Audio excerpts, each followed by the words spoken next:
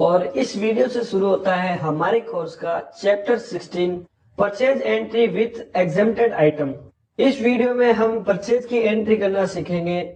जैसा कि मैंने चैप्टर 14 में बताया था कि परचेज कितनी तरह की होती है, 4 तरह की परचेज मैंने बताई थी। उसमें से एक जो परचेज है परचेज एग्जेम्प्ट, उसकी एंट्री करना हम सीखेंगे। अब वो कौन कौन सी परचेज है उसके लिए आप मेरा वो वीडियो देखिए ताकि आपको बेहतर ढंग से समझ में आ जाए। साथ में मैं आपसे ये भी रिक्वेस्ट करूंगा कि इस वीडियो को बेहतर ढंग से समझने के लिए आपको मेरे पिछले जितने भी चैप्टर्स हैं, जितने भी वीडियो हैं, वो देख लेने चाहिए ताकि आपको ये वीडियो अच्छे से समझ में आ जाए। तो अब बिना टाइम वेस्ट किए वीडियो को शुरू करते हैं।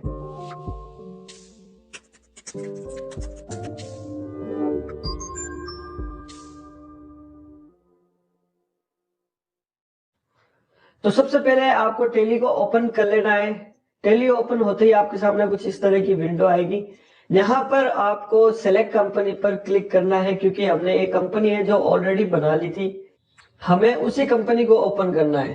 तो सिंपली मैं यहाँ पे सेलेक्ट कंपनी पर एंटर करूंगा या कीबोर्ड में एस भी प्रेस कर सकता हूँ। तो यहाँ पर जो हमने कंपनी बनाई थी वो लिस्ट में वो कंपनी आ जाएगी। अब फिर से एंटर करूंगा तो मेरी ये जो कंपनी है वो कंपनी ओपन हो जाएगी। अब यहाँ पर मैं आपसे एक बात क्लियरली कहना चाहूंगा कि इस वीडियो को शुरू से लेकर के आखिर तक देखें, बीच में बिल्कुल भी स्किप ना करें, क्योंकि बीच बीच में मैं आपको ऐसी बातें बताने वाला हूं जो आपको जाननी जरूरी है ताकि आप बिना परेशानी के परचेज की एंट्री कर सकें। सबसे पहले कि मेक श्योर आपने जीएसटी का फीचर्स जो है वो एक्टिवेट किया हुआ है। जीएसटी का फीचर्स कैसे एक्टिवेट करते हैं वो अगर आपको नहीं पता है तो आप इस वीडियो के डिस्क्रिप्शन में आपको एक वीडियो मिल जाएगा जो आप देख सकते हैं, उसमें जीएसटी के फीचर्स के बारे में बताया गया है। तो मैं यही कह रहा हूं आपको कि इस चैप्टर को ढंग से समझने के लिए मेरे पिछले जितने भी चैप्टर है वो आपको देख लेने चाहिए। साथ में एक बात और बता देता हूं कि इस पूरे वीडियो में हम 6 नई चीजें सीखेंगे। परचेज की एंट्री करना सीखेंगे ही सीखेंगे, उसके साथ में लेजर क्रिएट करना सीखेंगे और फिर ग्रुप के बारे में जानेंगे, स्टॉक आइटम क्रिएट करना सीखेंगे, स्टॉक ग्रुप क्रिएट करना सीखेंगे और यूनिट ऑफ मेजर क्रिएट करना सीखेंगे। तो ये 6 चीजें जो इस पूरे वीडियो में हम सीखेंगे। तो जैसे जैसे हम इस वीडियो की तरफ बढ़ेंगे सारी चीजें आपको ऑटोमेटिकली समझ में आ जाएगी। परचेज की एंट्री करने के लिए आपको किसी भी तरह की एंट्री करने के लिए ये जो ऑप्शन दिख रहा है अकाउंटिंग वाउचर, इस पे आकर के एंटर करना है या फिर इसका शॉर्टकट है कीबोर्ड में वी, आप वी भी प्रेस कर सकते हो। तो मैं इस पे एंटर करूंगा तो ये जो आपके सामने ओपन हुआ है इसको बोलते हैं अकाउंटिंग वाउचर और यहाँ पे आप देख सकते हैं ये हमारे पेमेंट का वाउचर ओपन है। लेकिन हमें क्योंकि परचेज की एंट्री करनी है तो परचेज की एंट्री करने के लिए परचेज का वाउचर खोलना पड़ेगा। और यहाँ पे आप फंक्शन बार में देख सकते हैं, यहाँ पे लिखा हुआ है परचेज जिसका शॉर्टकट है F9। तो परचेज का वाउचर ओपन करने के लिए आपको कीबोर्ड में F9 दबाना है या फिर आप यहाँ पे क्लिक भी कर सकते हैं। तो हमेशा आप कीबोर्ड का यूज कीजिए। तो यहाँ पे मैं F9 प्रेस करूंगा। तो F9 प्रेस करने के बाद में जस्ट आप देख सकते हो यहाँ पे मेरे परचेज का वाउचर ओपन हो चुका है। अब अगर आपका परचेज का वाउचर इस तरह आ रहा है जिसमें सारे ऑप्शन आ रहे हैं supplier invoice number, date, party account name, purchase ledger और नेम ऑफ आइटम, तो आपको कुछ भी किसी भी तरह की सेटिंग करने की जरूरत नहीं है। वरना कई बार ऐसा होता है कि किसी किसी के कुछ चेंजेस आ जाते हैं। फॉर एग्जाम्पल किसी का परचेज का वाउचर अगर इस तरह आ रहा है, आप देख सकते हैं यहाँ पे पार्टी अकाउंट नेम और जो परचेज लेजर आ रहा था वो यहाँ से हट गया है और वाउचर हमारा ये परचेज का ही है।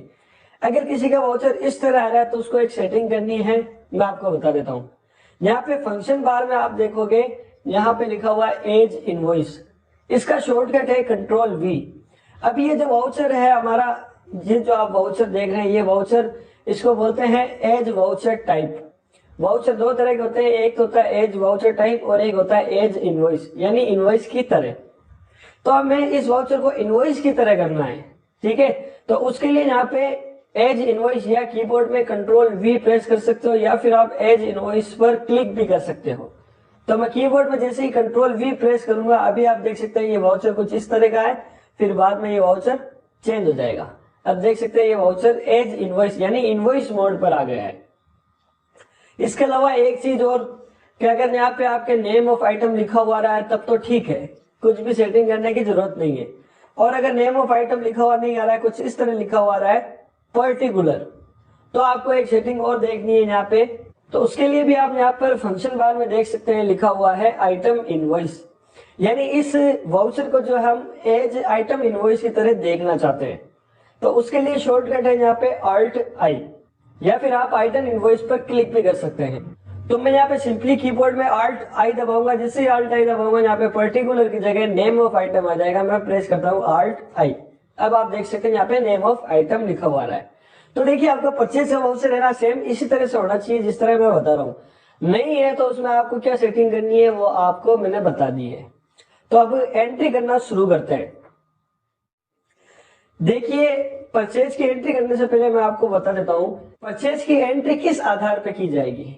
जब भी हम कोई इंस्टीट्यूट में सीखने के लिए जाते हैं वहां पे हमें कोई भी परचेज की एंट्री करने के लिए परचेज का बिल नहीं देता है, वो आपको कॉपी में लिख करके देते हैं कि रवि से 25/10/2019 को 5,000 रुपए का माल खरीदा, इसकी एंट्री आप टैली में कर दो।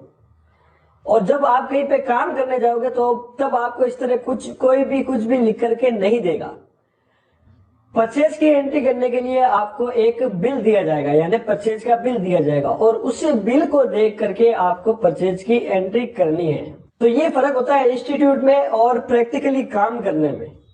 तो कई लोग जब फर्स्ट टाइम काम करने जाते हैं तो परचेज का बिल देख करके घबरा जाते हैं, क्योंकि परचेज बिल का फॉर्मेट अलग अलग तरह का होता है। कोई किसी तरह का परचेज का बिल देता है, किसी का किसी तरह का होता है। अलग अलग सॉफ्टवेयर में अलग अलग तरह के बिल निकलते हैं।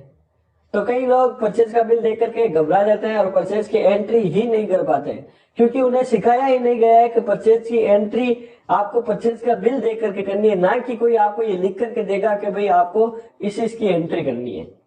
तो परचेज का बिल किस तरह का होता है, मैं यहाँ पे आपको दो एग्जाम्पल दे देता हूँ।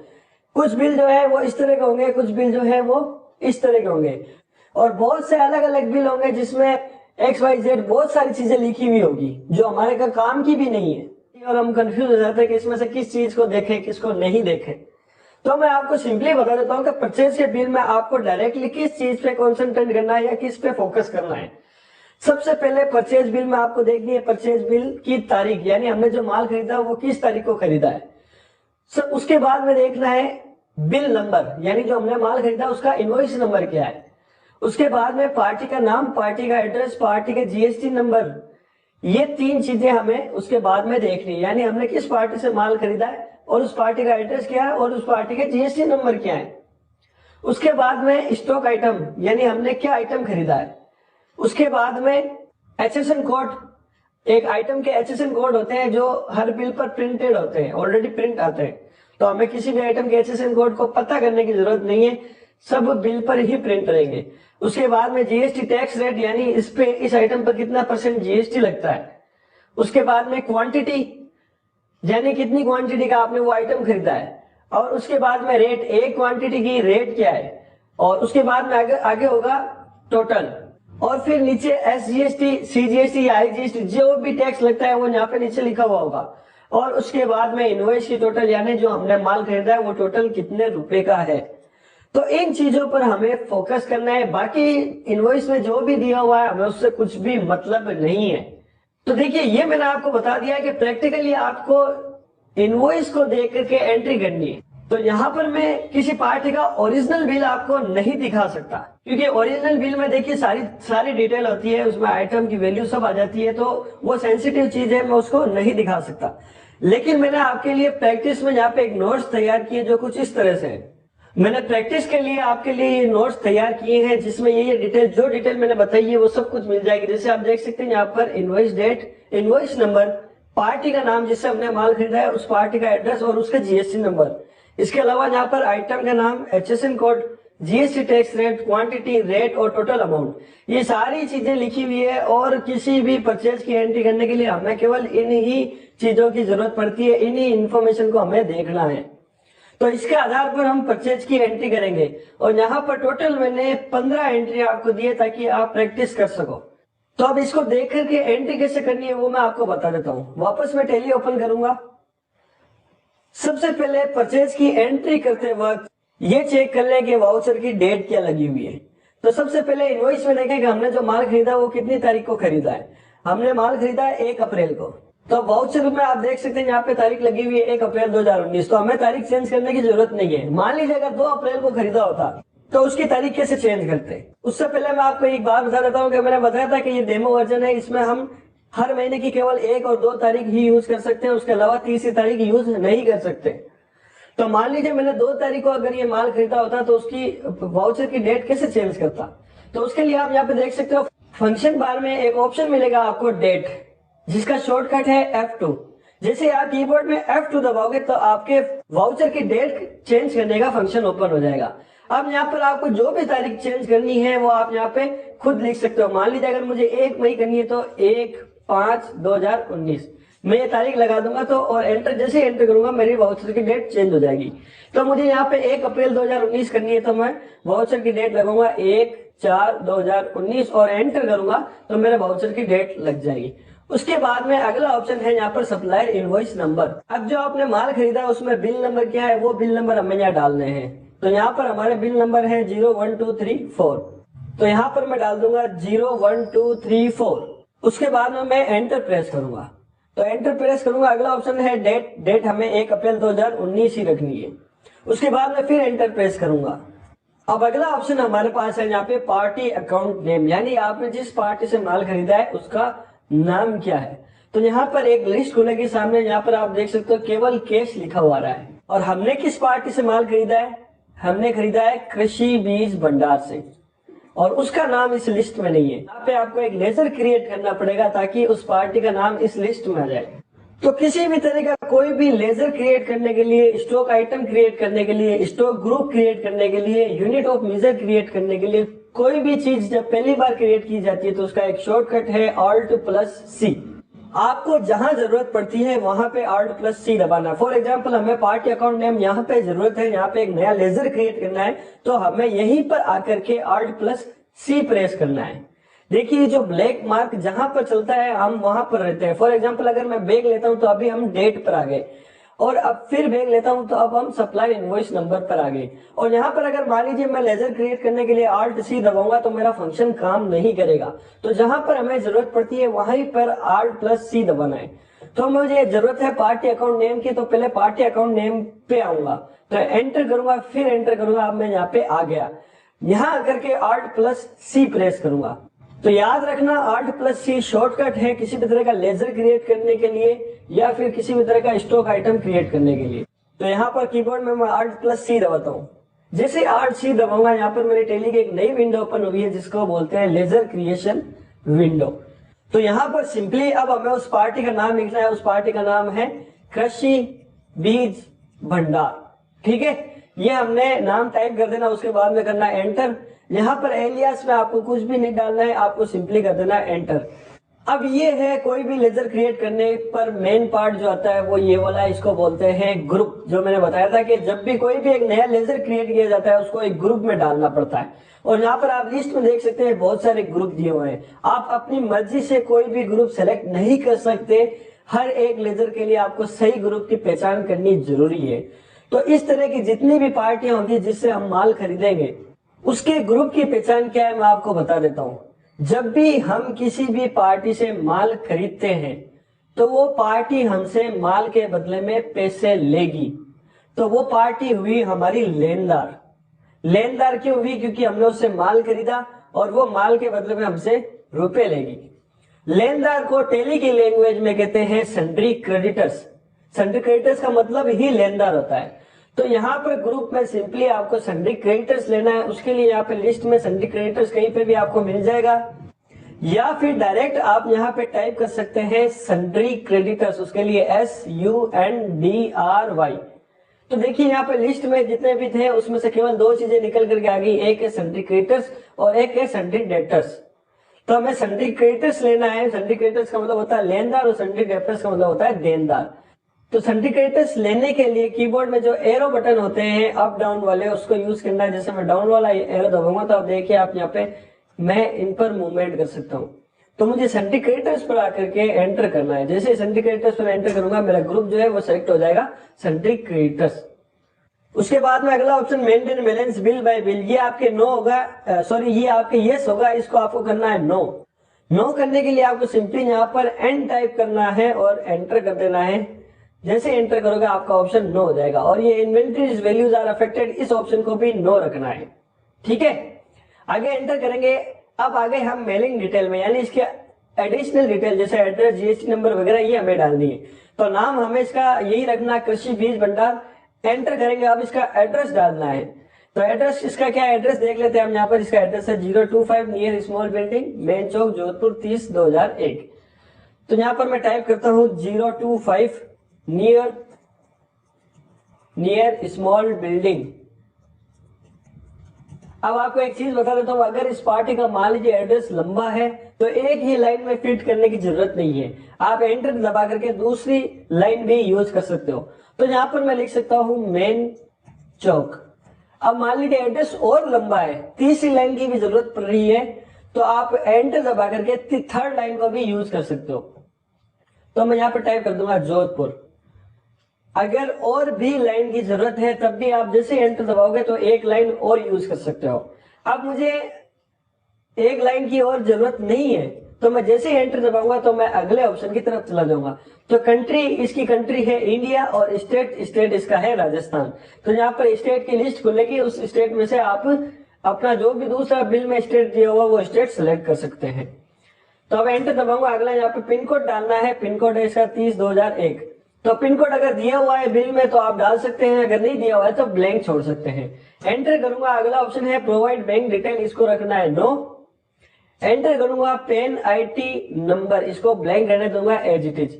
और अगला ऑप्शन है रजिस्ट्रेशन टाइप। रजिस्ट्रेशन टाइप में यहाँ पे 4 दिए हुए हैं, एक है कंपोजिशन, एक है कंज्यूमर, एक है रेगुलर और एक है अनरजिस्टर्ड।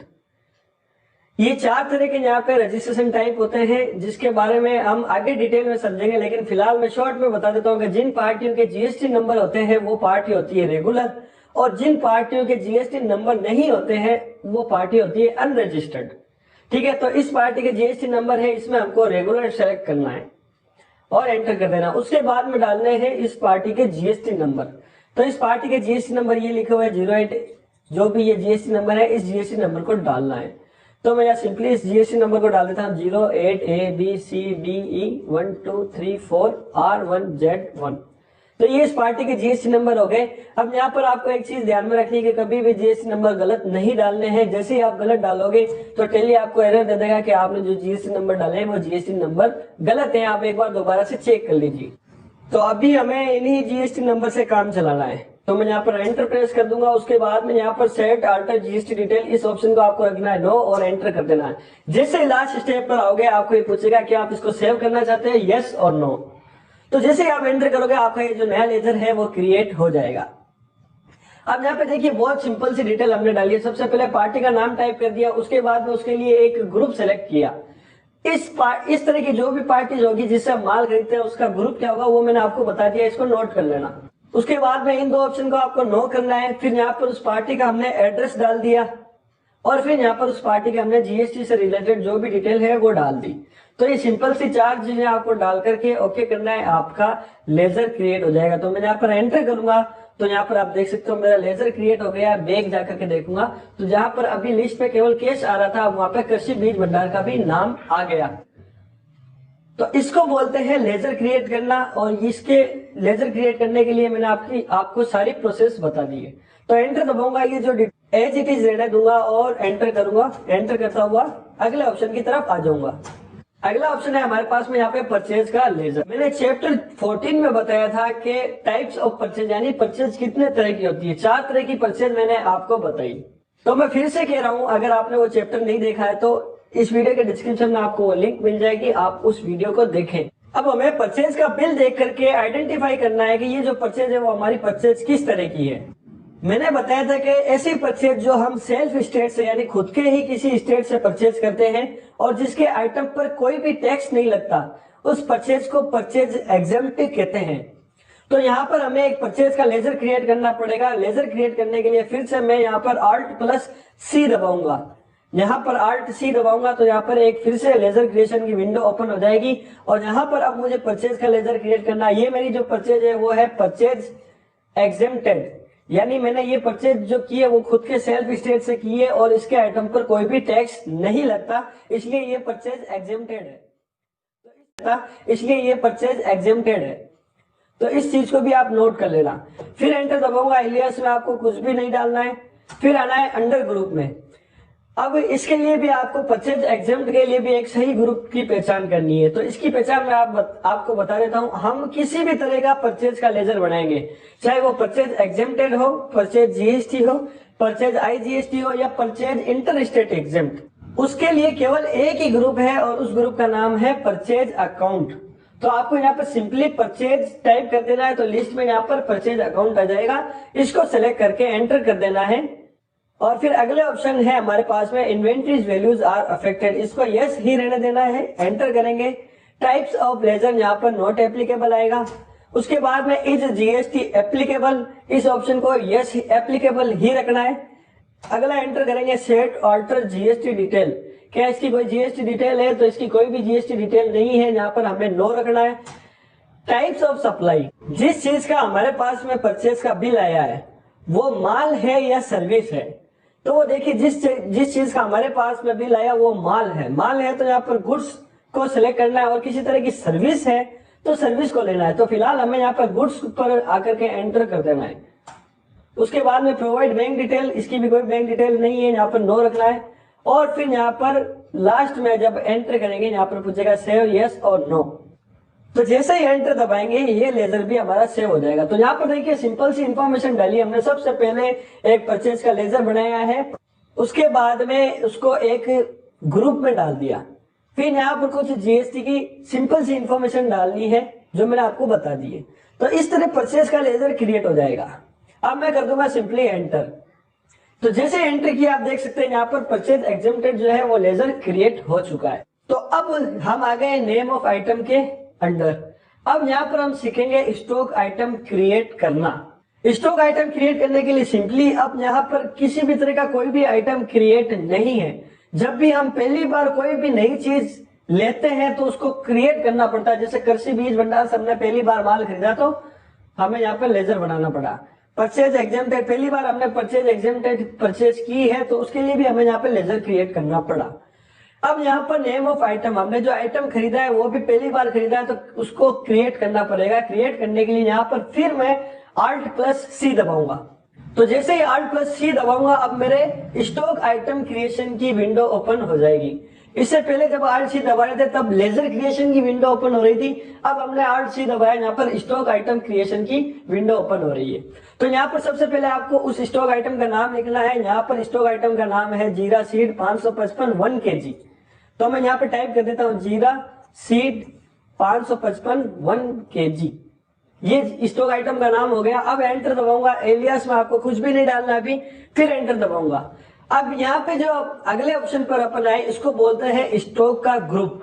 देखिए स्टॉक ग्रुप को कई अलग अलग तरीके से अलग अलग बनाया जा सकता है, लेकिन मैं आपको बता देता हूँ कि आपको स्टॉक ग्रुप किस आधार पर बनाना है।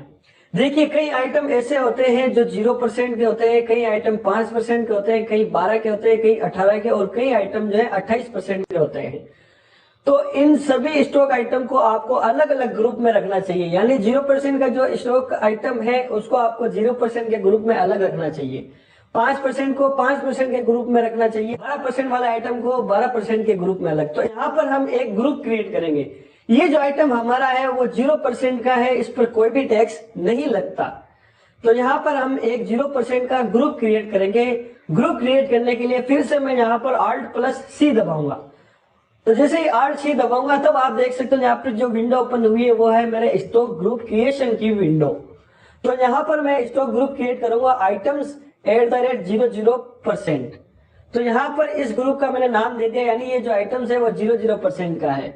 अगर कोई टैक्स 5% का आइटम होता तो हम यहाँ पर 00% की जगह बनाते हैं आइटम्स @05%, यानी वो आइटम जो 5% ग्रुप के हैं। और ये ग्रुप हमारे, ये जो हम ग्रुप बना रहे हैं वो हमारे कहाँ पर काम आएगा वो मैं आपको जैसे जैसे आगे चैप्टर की तरफ, कोर्स की तरफ बढ़ेंगे मैं आपको आगे बताऊंगा।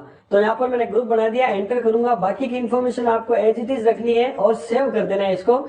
जैसे ही सेव करूंगा यहाँ पर मेरा जो एक नया ग्रुप क्रिएट हो जाएगा। उसके बाद में अगला ऑप्शन है यहाँ पर यूनिट्स।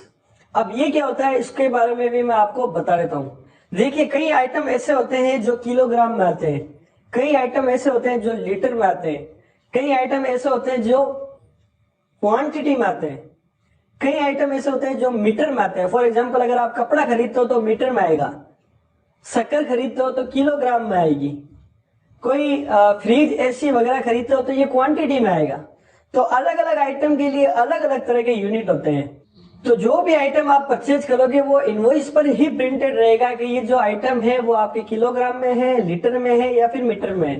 फॉर एग्जाम्पल यहाँ पर मैं जो इनवॉइस है यहाँ पे लिखा हुआ है 10 kgs, यानी ये जो मैंने स्टॉक ये जो आइटम मैंने खरीदा है वो 10 किलो खरीदा है।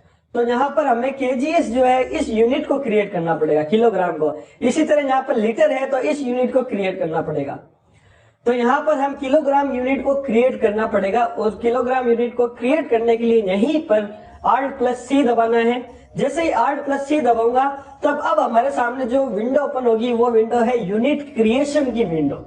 तो देखिए जहां जहां पर भी हमने Alt+C प्रेस किया वहां पर अलग अलग विंडो ओपन हुई है। कहीं पर लेजर क्रिएशन की विंडो ओपन हुई है, कहीं पर स्टॉक आइटम क्रिएशन की विंडो ओपन हुई है और कहीं पर यूनिट क्रिएशन की विंडो ओपन हुई है। तो ये अलग अलग विंडो है, सबका अलग अलग काम है।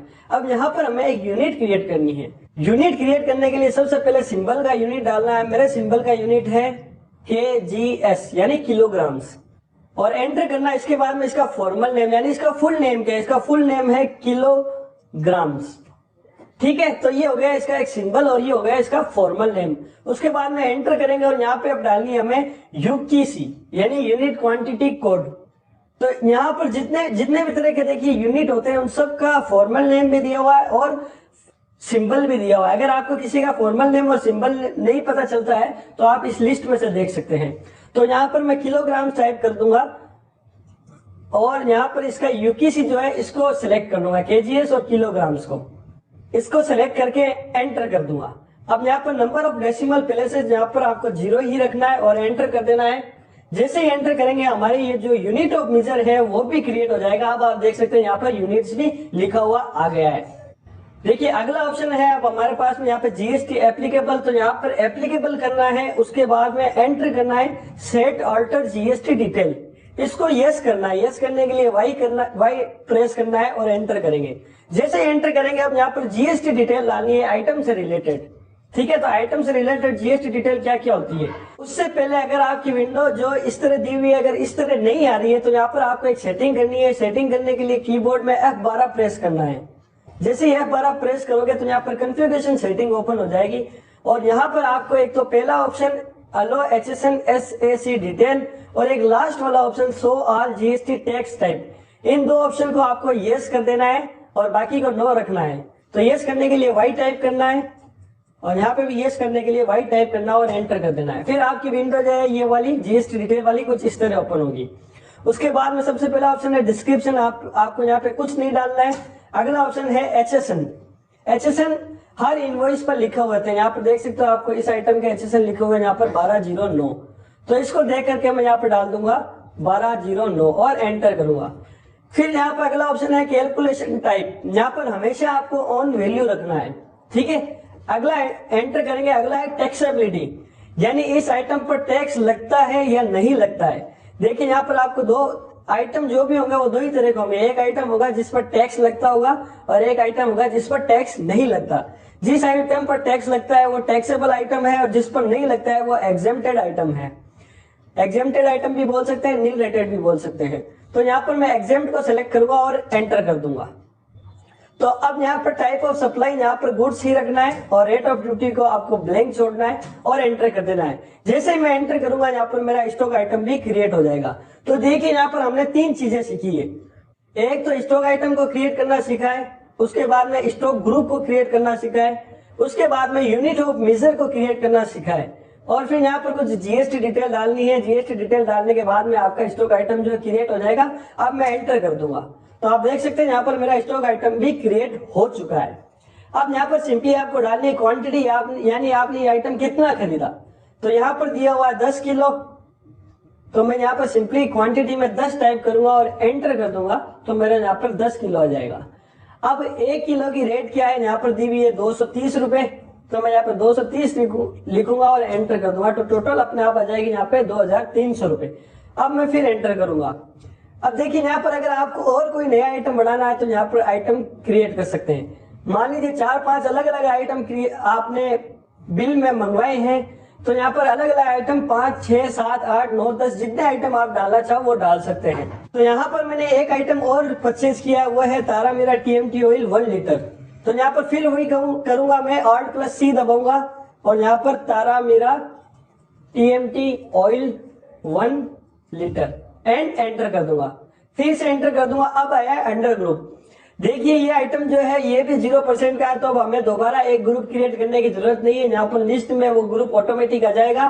तो आपको सिंपली यहाँ पर एरो बटन का यूज करते हुए, डाउन एरो का यूज करते हुए आइटम सेलेक्ट 0% को सिलेक्ट कर लेना है और इसको एंटर कर देना है। अब फिर अगला ऑप्शन है हमारे पास में दोबारा यूनिट। अब ये जो आइटम हमने खरीदा वो आइटम खरीदा लीटर में और यहाँ पर आ रहा है किलोग्राम। तो देखिए यहाँ पर अब आपको किलोग्राम नहीं लेना है। अगर ये आइटम ऐसा होता है जो किलोग्राम में आता तो यहाँ पर किलोग्राम यूनिट जो है क्रिएट करने की जरूरत नहीं पड़ती, आपको सिंपली यहाँ पर केजीएस को सिलेक्ट कर लेना था। तो अब हमें एक लीटर दोबारा से क्रिएट करना है, तो Alt+C दबाना है और यहाँ पर इसका सिंबल आ जाएगा LTR और फॉर्मल नेम इसका हो जाता है LITER, ये इसका फॉर्मल नेम है। और यूकेसी में हमें यहाँ पे लेना है KLR किलो लीटर, ठीक है। तो ये इसका यूकेसी कोड है किलो लीटर। तो यहाँ पर मैं एंटर दबाऊंगा और यहाँ पर नंबर ऑफ डेसिमल प्लेस में कुछ भी नहीं करना है और एंटर कर दूंगा। तो जैसे एंटर करूंगा एक और मेरा यूनिट जो यूनिट्स है वो क्रिएट हो जाएगा। ये हमारा यूनिट है लीटर का। तो अब एंटर करूंगा, फिर वही GST एप्लीकेबल यहाँ पर एप्लीकेबल रखूंगा और फिर उसके बाद में सेट अल्टर GST डिटेल इसको करूंगा यस एंड एंटर। फिर यहाँ पर डिस्क्रिप्शन में आपको कुछ नहीं डालना है, HSN कोड डालना है। HSN कोड इसका क्या है, वो 1209। तो यहाँ पे मैं 1209 डाल दूंगा और एंटर। कैलकुलेशन टाइप मैंने बोला था हमेशा ऑन वैल्यू रखना है। और टैक्सेबिलिटी, ये आइटम भी जो हमारा एग्जेम्प्टेड है, इस पे कोई भी टैक्स नहीं लगता। तो यहाँ पर हम एग्जेम्प्ट का सेलेक्ट करेंगे और एंटर कर देंगे। फिर यहाँ पे type of supply goods, rate of duty हमारी कुछ भी नहीं आएगी और फिर एंटर दबाऊंगा।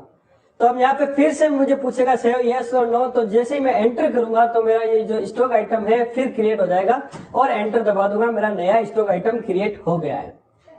तो अब यहाँ पर आपने कितनी क्वांटिटी का खरीदा, तो यहाँ पे मैंने खरीदा 5 लीटर, तो मैं यहाँ पे 5 टाइप कर दूंगा और एंटर। उसके बाद में एक आइटम की रेट 450 रुपए, 1 लीटर की रेट 450 रुपए, तो यहाँ पे 450 रुपए डाल दूंगा और एंटर। तो यहाँ पे टोटल इसकी आ जाएगी 2250 और टोटल इनवॉइस हमारा आता है 4550 का और यहाँ पे हो गया 4550। तो देखिए आपको इस तरह परचेज की एंट्री करनी है। और ये जो परचेज है वो हमारी है परचेज एग्जेम्प्टेड। परचेज GST की अलग एंट्री होगी, परचेज IGST की अलग होगी और परचेज इंटर स्टेट एग्जाम की अलग होगी। तो ये जितनी भी परचेज है उसकी एंट्री हम आने वाले चैप्टर में सीखेंगे। तो अब हमारे जो इनवॉइस है वो पूरा हो चुका। अब सिंपली हम एंटर दबाएंगे, फिर एंटर और लास्ट में ही हमसे पूछेगा सेव यस और नो। जैसे ही हम इसको एंटर करेंगे हमारे ये जो इनवॉइस है उसकी एंट्री हो जाएगी, हमारे परचेज की एंट्री हो जाएगी। तो मैं यहाँ पे एंटर दबा देता हूँ, ये हमारे परचेज की एंट्री यहाँ पर हो गई। तो दोस्तों इसी तरह आपको बाकी की परचेज की एंट्री करनी है। बाकी सब सेम है, बस आपको यहाँ पर क्या ध्यान रखना है वो मैं आपको बता देता हूँ। अगर नई पार्टी से माल खरीदते हैं तो उसका लेजर क्रिएट करना है, नया आइटम खरीदते हैं तो उसका लेजर आपको क्रिएट करना है। और यहाँ पर यूनिट क्वांटिटी कोड देखिए, यहाँ पे PCS आ गई है तो इसको भी क्रिएट करना पड़ेगा। ऐसा कोई आइटम हम जो दोबारा खरीदते हैं, जैसे यहाँ पर आप देख सकते हैं जीरा सीड 555 1 kg, इसको हमने दोबारा खरीदा है तो इसको दोबारा क्रिएट करने की जरूरत नहीं है। बस आप इस बात को दिमाग में बिठा लेना कि जिस पार्टी का लेजर हमने एक बार क्रिएट कर दिया उसको दोबारा नहीं बनाना है। फॉर एग्जांपल कृषि बीज भंडार से अगर हम फ्यूचर में कभी माल खरीदेंगे तो दोबारा उसका लेजर बनाने की जरूरत नहीं है। और ये जितनी भी परचेज यहाँ पर दी हुई है सब परचेज एग्जेम्प्टेड है, तो आपको परचेज एग्जेम्प्टेड का लेजर भी क्रिएट करने की जरूरत नहीं है। आपने केवल एक बार ही लेजर बना दिया है, दोबारा उसको क्रिएट करने की जरूरत नहीं है। इसी तरह स्टॉक आइटम, जो स्टॉक आइटम आपने एक बार क्रिएट कर दिया, अगर आप दोबारा उसी आइटम को खरीदते हो तो उस आइटम को भी क्रिएट करने की जरूरत नहीं है, सीधा लिस्ट में से आपको उसी आइटम को ले लेना है। इसी तरह यूनिट, जैसे किलोग्राम की और लीटर की यूनिट हमने ऑलरेडी बना दी है, दोबारा हम इसको नहीं बनाएंगे। और इसी तरह स्टॉक ग्रुप, आइटम @00% का स्टॉक ग्रुप हमने ऑलरेडी बना दिया है, उसको भी हम दोबारा नहीं बनाएंगे। अगर आपको किसी भी तरह की कोई भी कंफ्यूजन रहती है तो दोबारा 2 बार 3 बार 4 बार 5 बार इस वीडियो को देखिए और परचेज की एग्जाम की एंट्री करना अच्छे से सीख जाइए। तब तक के लिए आप मुझे थोड़ा सा टाइम दीजिए, मैं नेक्स्ट वीडियो बहुत ही जल्द बनाऊंगा, आप इसकी तब तक मैक्सिमम प्रैक्टिस कीजिए। तो जल्द मिलेंगे नए वीडियो के साथ, तब तक के लिए